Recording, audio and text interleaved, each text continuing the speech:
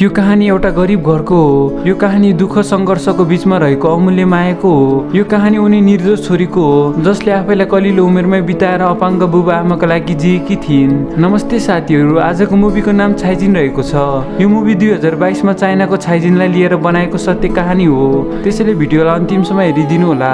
मुभीको सुरुवातमा एउटा गाउँलाई देखाइन्छ जहाँ हरियाली पहाडहरूको काखमा बसेको एउटा बस्ती हुन्छ।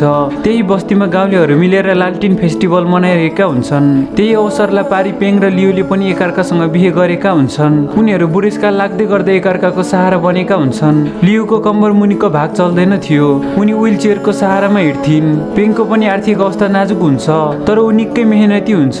उसले लियोको राम्रोसँग ख्याल राख्न सक्छ। लुले बच्चालाई जन्म दिन नसक्ने हुन्छन् किनकि उनी शारीरिक रूपमा कमजोर हुन्छन्, तर उनीहरूले एकअर्कालाई बुझ्छन् र धेरै माया गर्छन्। त्यही एक रात एउटा महिलाले आफ्नो बच्चालाई बत्ती बलिरहेको घर अगाडि छाडेर जान्छन्। पेङ र लियोले आफ्नो घर अगाडि त्यस बच्चालाई पाउँदा निकै खुसी हुन्छन्। त्यो खुसी उनीहरूलाई भगवानले नै दिएको झैँ लाग्छ। उनीहरूले कागज पत्र बनाएर त्यस बच्चालाई आफ्नो साथमा राख्छन्, जुन काममा उनीहरूलाई छिमेकी अङ्कल लुले पनि सहयोग गरेका हुन्छ। अङ्कल लु निकै नै मिलनसार र सहयोगी हुन्छ। समय बित्दै जान्छ, पेङ र लियोले बच्चालाई दुःख सुख हुर्काइरहेको हुन्छ। उनीहरूले बच्चाको नाम छाइजिन राखिदिन्छन्, जसको अर्थ सुनको रङ रहेको हुन्छ। पेङले घरमै दुहु बनाउने काम गर्थ्यो र त्यसलाई बजारमा लगेर बेच्ने गर्थ्यो, जसबाट घर चलिरहेको हुन्छ। साथै छाइजिनलाई कहिले लियोले त कहिले पेङले बोकेर डुलाउँछ। साथै त्यो सानो परिवार र सानो घरमा ठुलो खुसी अटाएको हुन्छ। तर एक रात छाइजिन निकै रुइरहेकी हुन्छन्। लियोले उसको निधार छाम्छिन्। उसलाई निकै ज्वरो आइरहेको हुन्छ। बाहिर निकै ठुलो पानी परिरहेको थियो, तैपनि पेङले उसलाई बोकेर मध्यरातमा हस्पिटल पुर्याउँछ र उसको उपचार हुन्छ। डाक्टरले केही समय ढिलो भएको भए बच्चा जीवित रहन थियो होला भन्छन्। अब समयसँग छाइजिन पनि ठुली हुन्छन्। लियोले छोरीको लागि कपडा पनि बुनिदिएकी हुन्छन्। छाइजिन त्यो कपडा लगाएर धेरै रमाउँछिन्। एक दिन बुबाले उसलाई स्कुलमा लगेर जान्छ। क्लासमा उसको साथी बन्न रुचाउने कोही पनि हुँदैनन्, तर उनले त्यहाँ एकजना मिल्ने साथी भेट्छिन् जसको नाम लिङली हुन्छ अनि उसँगै बस्छिन्। छाइजिनले उसको साथीको नयाँ चिज देख्छिन्। उसले यो के हो भनेर सोध्छिन् अनि लिङलीले भन्छन् यसलाई MP3 भनिन्छ, यो गीत सुन्नको लागि हो। अनि उसको क्लासमा छिउ नाम गरेको एउटा केटा हुन्छ। उसले भन्छ छाइजिनको बुबा त ग्रान्डफादर जस्तो छ, पक्कै पनि आफ्नै बुबा त होइन। उसले साथीहरूसँग छाइजिनको धेरै मजाक उडाइरहेको हुन्छ। अनि त्यसै कुरालाई लिएर छाइजिन र छिउ बीच भनाभन पर्छ। अनि एकैछिनपछि छिउले च्यालेन्ज गर्दै भन्छ तिमी डरपोक हौ, सक्छौ भने मलाई रनिङ कम्पिटिसनमा जितेर देखाऊ। अनि छाइजिनले पनि हुन्छ भन्छन्, तर रनिङमा छाइजिनको हार हुन्छ। कम्पिटिसनको कारण छाइजिन आज घर ढिलो पुगेकी हुन्छन्। खाना खाइसकेपछि ऊ होमवर्क गरिरहेकी हुन्छन्। त्यही बेला पेङले उसलाई केही हिसाबहरू सोध्छ। छाइजिनले सजिलै उत्तर दिन्छन्। यो देखेर उनका आमा बुबा निकै मक्ख हुन्छन्। छाइजिन निकै समझदार र ट्यालेन्ट केटी हुन्छन्। साथै उसले त्यही भन्छन् बाबा आमा जहिले पैसा हुन्छन्, मलाई एउटा MP3 किनिदिनुस् न, जुन उसले स्कुलमा साथीको देखेकी हुन्छन्। बुबा र आमालाई थाहा हुँदैन, त्यसैले उनीहरूले MP3 भनेको के हो भनेर सोध्छिन्। छाइजिनले यो गीत सुन्ने कुरा हो भन्छन्। बुबाले हुन्छ तिमी राम्रोसँग पढ, म किनिदिन्छु भन्छ। अनि एक दिन छाइजिन स्कुल गएको बेला पेङ पनि दोहु बेच्नको लागि बजारतिर निस्किन्छ। लियोले गएर चाँडै आउनुस् भन्छन्। आज उसले दोहु बेचेर आफ्नो छोरीको लागि MP3 किन्ने सोचेको हुन्छ। पहाडको बाटो भिरालो र निकै अप्ठ्यारो हुन्छ। ऊ जाँदा जाँदा त्यहीँबाट लडेर तल खस्छ। उसको साइकल र दोहु पनि नष्ट हुन्छ अनि उसलाई हस्पिटलमा ल्याएको हुन्छ। हस्पिटलमा अङ्कल लु हुन्छ।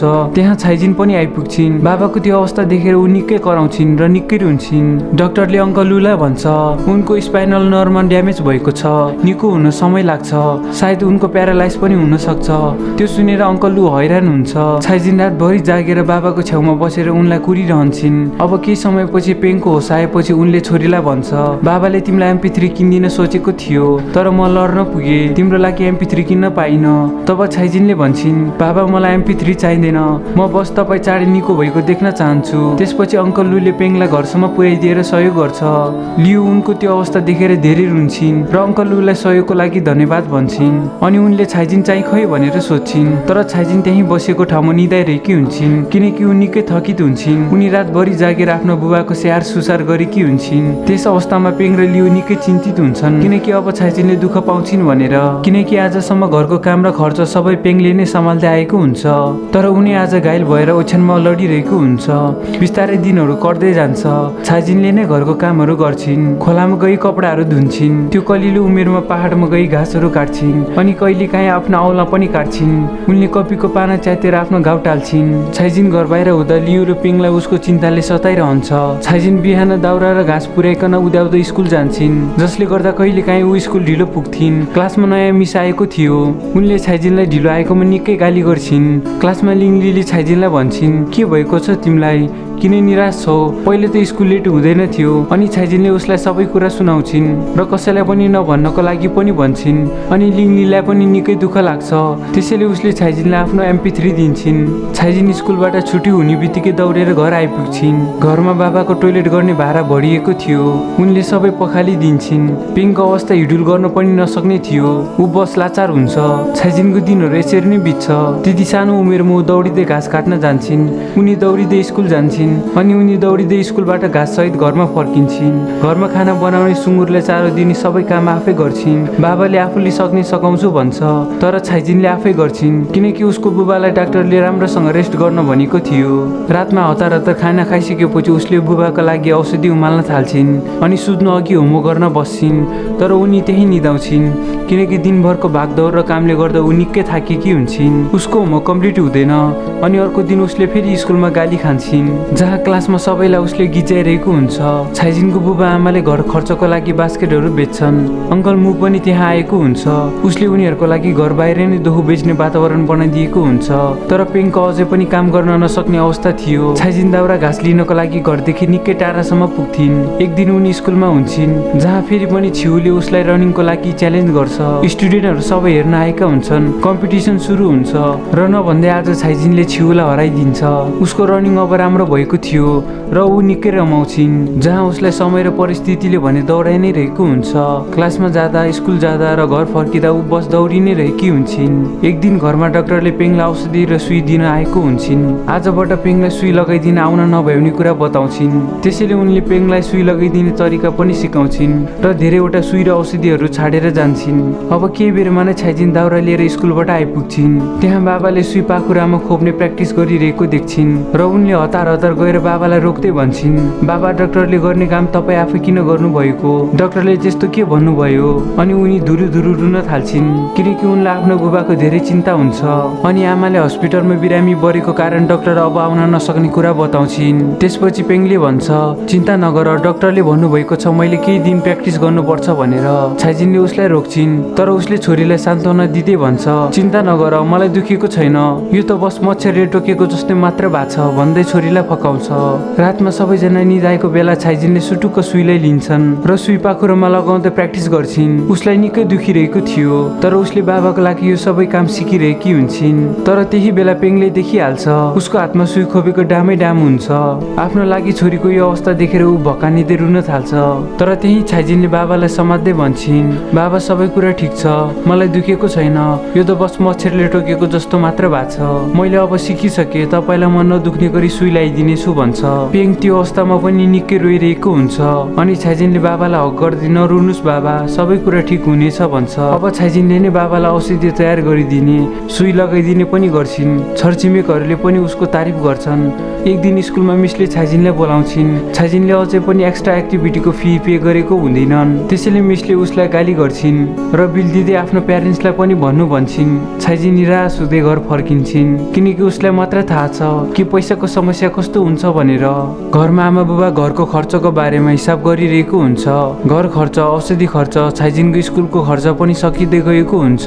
पेङले भन्छ, मलाई माफ गरिदेऊ, यो सबै मेरो गल्ती हो, म दोहो पनि बनाउन सक्दिनँ। तब लियुले भन्छन्, तपाईँको गल्ती छैन, बरु म चाहिँ तपाईँ माथि बोझ भएको छु।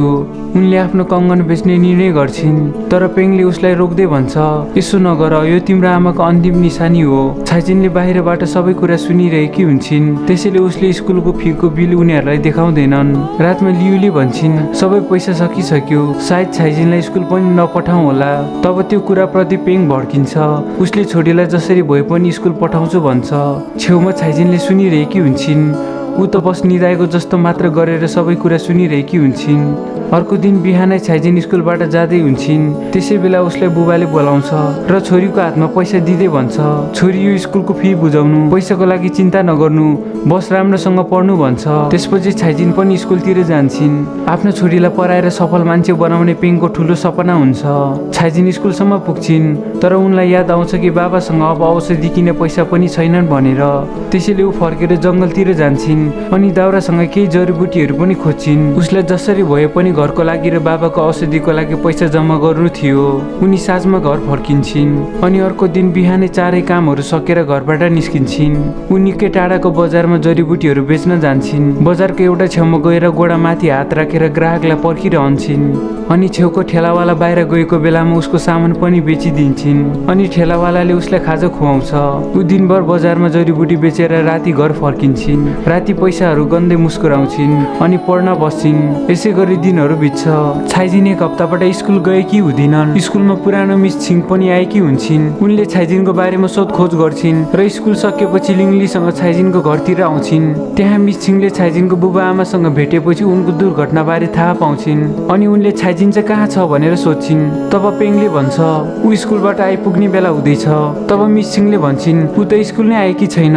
त्यो सुनेर बुबा आमा छक्क पर्छन्। त्यही बेला छाइजिन पनि दाउराको भारीसँगै त्यहाँ आइपुग्छिन् अनि त्यहाँ उसको सबै वास्तविकताहरू खुल्न पुग्छ। घरको परिस्थितिको कारण उसले हरेक दिन जङ्गलमा धाएर जडीबुटीहरू बेचेर अलिअलि गर्दै स्कुल फिर बाबाको औषधिको लागि पैसा जम्मा गरिसकेको हुन्छन्। त्यहाँ सबैजना भावुक हुन्छन्। मिस सिंहले पनि उसलाई अङ्गालो मार्दै भन्छन् अब भोलिबाट चाहिँ स्कुल आउँछौ नि? छाइजिनले पनि आउँछु भन्छ। स्कुलमा छाइजिनको होमवर्क नभएको कारणले सबै स्टुडेन्टले उसलाई गिज्याउँछन्। तर त्यही बेला लिङलीले सबैलाई भन्छन् तिमीहरूलाई के पनि थाहा छैन, उसले होमवर्क गरेकी छैनन्। तर त्यही समयमा उसले धेरै कुराहरू खेप्ने गरेकी छिन्। दाउरा टिप्ने, घाँस काट्ने, सुँगुरलाई चारो दिने, लुगा धुने, औषधि र खाना बनाउने सबै गरेकी छिन्। हामीलाई आफ्नो आमा बुवाले ख्याल राख्नुहुन्छ, तर छाइजिनले आफ्नो बिरामी आमा बुवाको ख्याल राख्छिन्। तिमीहरूले ऊ गरिब छ भनी गिज्याउँछौ, तर के तिमीहरूलाई यो कुरा थाहा छ हामी मध्ये ऊ मात्र एक हुन् जसले आफ्नो लागि आफै काम गरेर पैसा कमाउँछिन्। अनि मिसले पनि छाइजिनलाई सपोर्ट गर्दै हौसला दिन्छिन् अनि क्लासको सबै स्टुडेन्टहरू पनि भावुक हुन्छन्। अब उनीहरूले छाइजिनलाई साथ र सहयोग दिन्छन्। अनि एक दिन छाइजिनको घरमा मिस र विद्यार्थीहरू हौसला र सहयोग दिनको लागि आएका हुन्छन्। पिङको लागि नयाँ बैसकी पनि ल्याइदिएका हुन्छन्। छिउले पनि सल्फ ल्याइदिएको हुन्छ र अबदेखि छाइजिनसँग राम्रोसँग मिल्छ। अनि घरको सरसफाइ गरिसकेपछि सबैजना साँझमा घर फर्किन्छन् अनि बेलुका मिसले छाइजिनको स्टोरी प्लेसमा पनि दिन्छिन् ताकि उसको बारेमा सबै समाजले जानुन् अनि उसलाई सम्मान र सहयोग गरून्। साथै उसले आफ्नो बच्चालाई पनि छाइजिन जस्तै असल भएको देख्न चाहन्थिन्। अनि एक दिन डाक्टरले पेङको चेकअप गर्न आएको हुन्छ। डाक्टरले पेङको कम्मर मुनिको भाग प्यारालाइज भएको कुरा बताउँछिन्। त्यो सुनेर सबैजना दुखी हुन्छन्।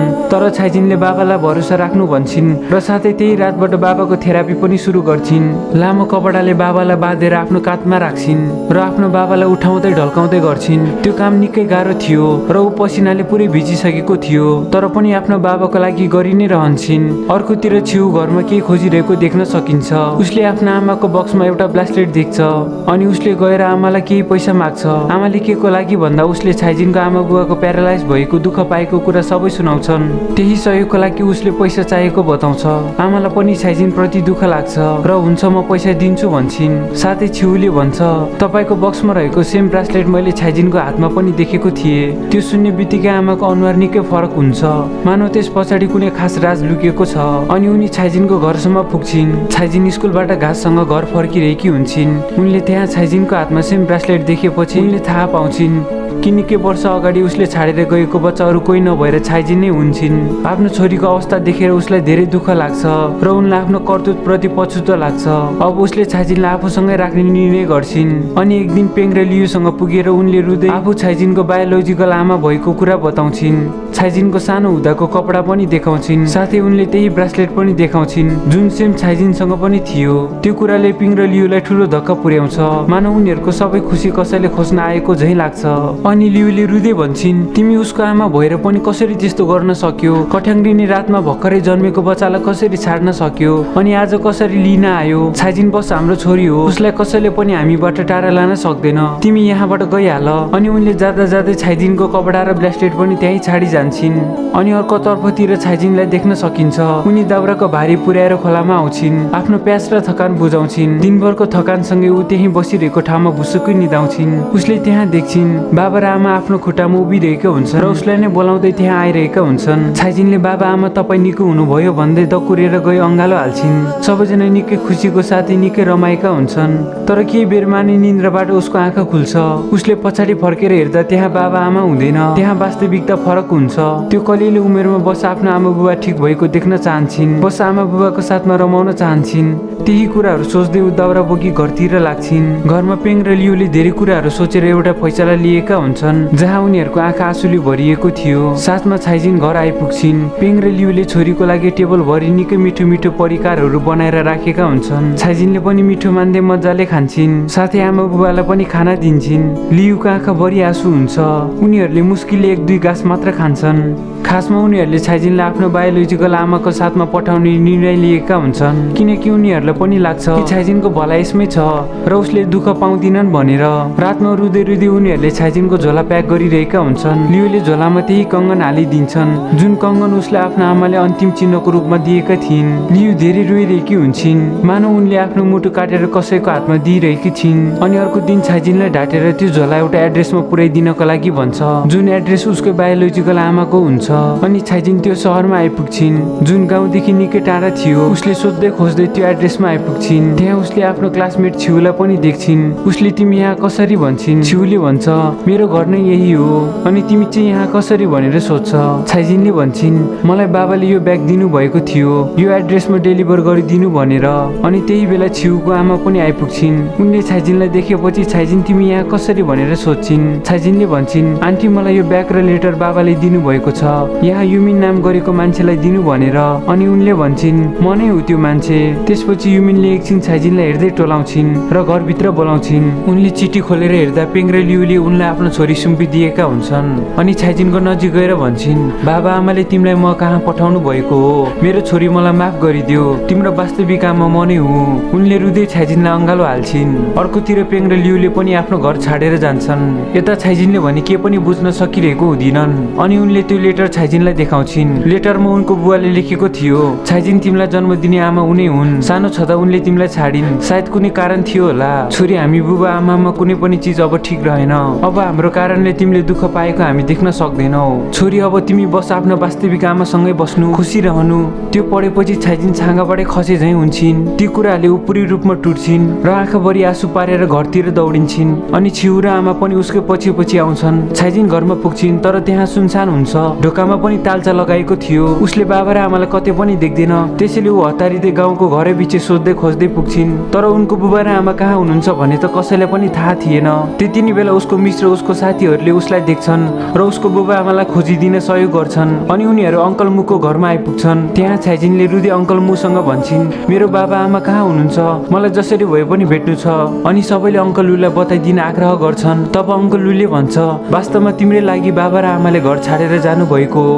उहाँहरूले नै भनेअनुसार तिम्रो बाबा र आमालाई हामीले माथि लेकतिर पुर्याएर आएका छौँ। अनि अङ्कल मुको साथीले भन्छ तिमी चिन्ता नगर, हामी केही दिनमा नै उहाँहरूलाई लिन जानेछौँ। तर छाइजिन रोइ नै रहेकी हुन्छन्। उनको कलिलो मनमा बस आमा र बाबाको चिन्ता र माया मात्र हुन्छ। छाइजिनको अवस्था देखेर सबैजना भावुक हुन्छन्। त्यसैले उनीहरूले बाबा र आमालाई लिनको जानका निम्ति छरछिमेक र गाउँलेहरू सबै तयार हुन्छन् र त्यसै बेला निस्किन्छन्। रात परिसकेको थियो तर पनि आगो बालेर भए पनि मध्यरातमा हिँडिरहन्छन्। कान्ला बारी डाँडा हुँदै छाइजिनको आमा बुबा कहाँ पुग्छन्। छाइजिनले पनि आमा बुबालाई देखेपछि रुँदै भन्छन् आमा बुबा छाइजिनले तपाईँहरूलाई कहिले पनि छोडेर जाने छैन, तपाईँहरूले छाइजिनलाई हुर्काउनु भयो, माया गर्नुभयो, तपाईँहरू नै मेरो वास्तविक बुबा र आमा हो। बाबा आमा छाइजिन कहिले पनि टाढा जाने छैन। अनि लियुले पनि छोरीलाई अँगालो मार्दै रुन्छन्। अनि त्यहाँ युमिनले पनि छोरीलाई पेङ र लियुको हातमा सुम्पिदिन्छन्। मिस सिंहले प्रेसमा दिएको छाइजिनको स्टोरी अब सारा संसारले थाहा पाएको थियो। संसार मार्फत उसको स्टोरी अन्य देशमा पनि पुगेको थियो। बाबा आमालाई हेला गर्ने, जिम्मेवारीदेखि टाढा भाग्ने, स्वार्थी समाज समाजको लागि ऊ एउटा उदाहरण बनेकी हुन्छन्। उसको सङ्घर्ष र उसको सोचको अन्तर्राष्ट्रिय रूपमा चर्चा हुन पुग्छ।